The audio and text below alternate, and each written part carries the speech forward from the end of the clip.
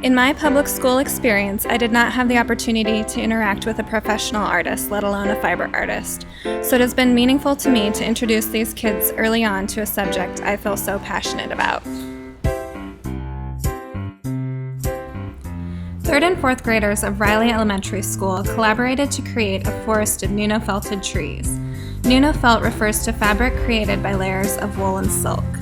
During the first meeting with each class, students created drawings to develop the content of each tree, which allowed them to connect personal experience and visual imagery.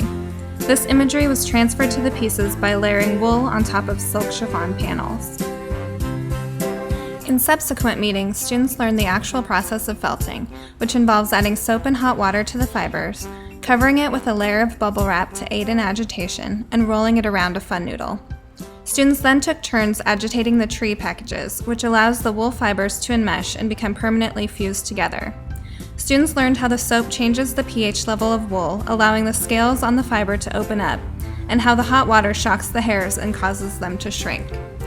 Despite the wet animal smell, students had a great time cheering one another on during the rolling stage. 75, 76, 77, 78, 79, 10, 11, 12, 13, 14. Next, students learned about fulling, which is the process of gently dropping a felted piece on the floor to further shock and shrink the wool.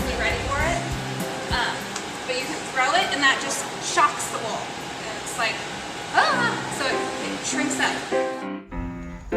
This was one of the most exciting steps of the process because students could actually see the transformation happening.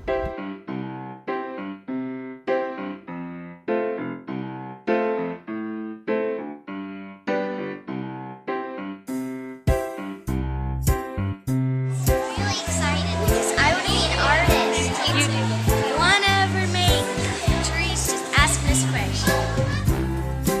The pieces were installed in the school's media center, where we held a public reception for students and families to view their finished fiber artwork.